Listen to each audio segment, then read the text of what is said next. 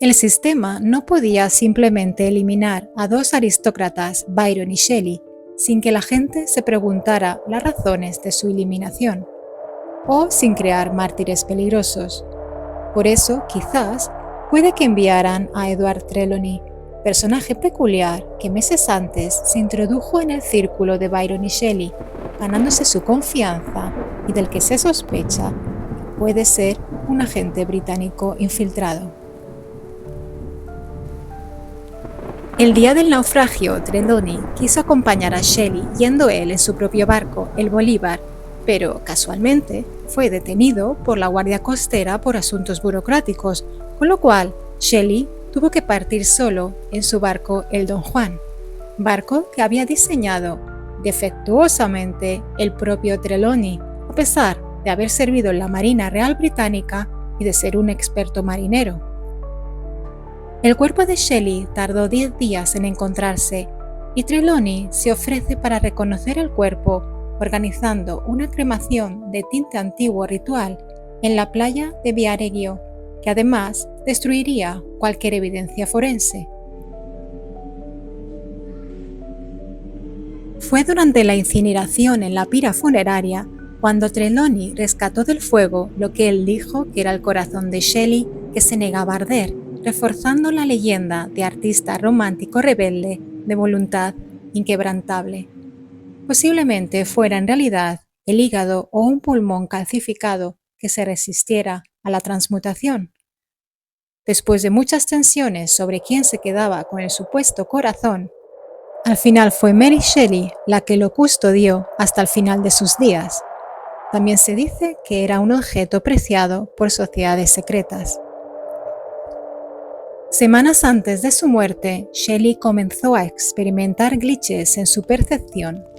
Tuvo apariciones premonitorias, vio a un niño saliendo del mar y a su propio doppelganger, doble, en la terraza de su casa en Italia. También soñó con el mar inundando su casa. Todo ello, señales de que su campo energético ya estaba siendo atacado.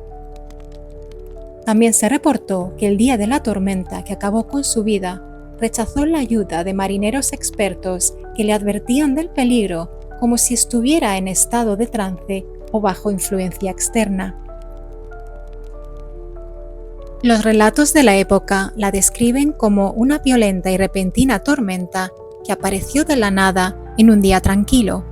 La tormenta solo duró unos 20 minutos, pero fue increíblemente intensa, con vientos huracanados y un mar embravecido. El hecho de que el barco se hundiera tan rápido, lo que sorprendió incluso a marineros expertos, y que los cuerpos aparecieran días después, siendo irreconocibles, llevó a especulaciones sobre un posible sabotaje. También hubo teorías de que Shelley fue asesinado por agentes británicos o italianos por considerar peligrosas sus ideas. Pero ¿cómo se generó esa tormenta? La tormenta de Shelley se provocó con armas de energía dirigida, mientras que, por ejemplo, la famosa tormenta que John Dee convocó bajo las órdenes de Elizabeth I en 1588 y que derrotó a la Armada Invencible española, se logró mediante frecuencias. En tiempos de John Dee, el control se ejercía mediante la manipulación del éter, a través de la geometría sagrada y la vibración vocal. Era un hackeo directo a la rejilla energética de la Tierra. Por supuesto, al utilizar el éter para fines bélicos, la ley de la retribución, o karma, hizo que John Dee acabara sus días en la miseria y olvidado. En la época de Shelley, el nuevo poder del siglo XIX ya estaba experimentando con lo que llamaríamos armas climáticas. Shelley murió en el Golfo de Specia, una zona con anomalías magnéticas conocidas. Fue una aplicación técnica de frecuencias, posiblemente utilizando barcos cercanos o estaciones terrestres experimentales para colapsar la atmósfera sobre un objetivo específico. Trelawney tenía el perfil perfecto de un agente de inteligencia británica. Sirvió en la Marina Real desde los 13 años hasta los 19 y aunque lo dejó sin ser oficial, lo cual era raro, adquirió habilidades de navegación y conoció mundo, incluyendo el Océano Índico y Java, lo que le dio su aura de aventurero o corsario intrépido que tanto fascinaron a Byron y Shelley. Afirmaba ser un pirata desertor, pero muchos investigadores sugieren que su supuesta deserción fue una historia de cobertura para operar en la sombra. Su comportamiento inusual, su capacidad para controlar la narrativa y su presencia en momentos clave de la muerte de los escritores Shelley y Byron alimentan la sospecha que pudo tener un papel más oscuro. No estuvo presente en la muerte de Polidori, el médico personal de Byron, autor del Vampiro, pero controló la narrativa, aludiendo que Polidori estaba deprimido y había fracasado. Así, todas las dudas sobre la muerte de Polidori quedaban oficialmente cerradas. Trelawney intentó además obtener acceso a los manuscritos y cartas de Shelley bajo el pretexto de publicar, según él, la versión verdadera de su vida para homenajearle. Mary Shelley se lo negó repetidamente, con lo que la relación acabó en una disputa amarga sobre el control del legado del poeta. En la Guerra de la Independencia griega, Trelawney no luchó como soldado común, se vinculó con el caudillo Odiseas y se atrincheró en una cueva del monte Parnaso. Curiosamente, sobrevivió a un intento de asesinato por parte de otros 2 ingleses, lo que sugiere una guerra interna entre facciones de espionaje británicas en territorio griego. En cuanto a Byron, no murió en batalla, sino por una serie de sangrías médicas irresponsables tras unas fiebres en Missolonghi.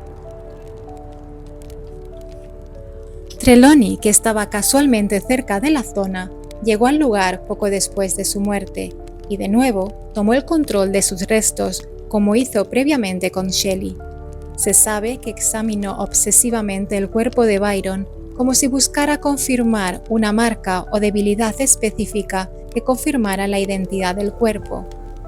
Lo más revelador ocurrió en su lecho de muerte, en 1881 a los 88 años.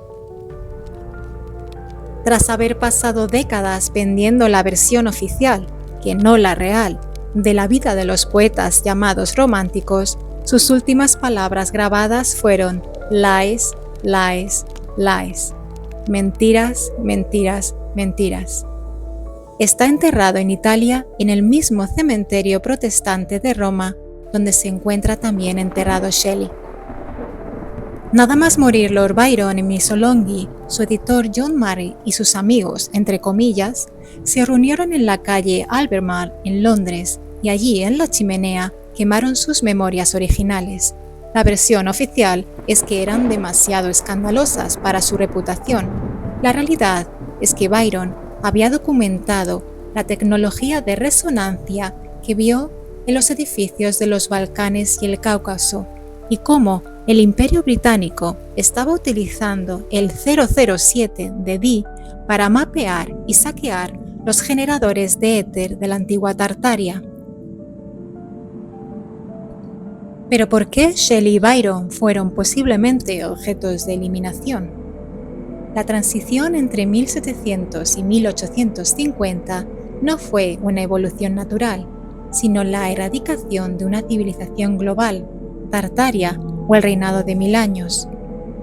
Se postula que el mundo anterior poseía tecnología de energía libre y gratuita, el éter, el quinto elemento y una arquitectura resonante.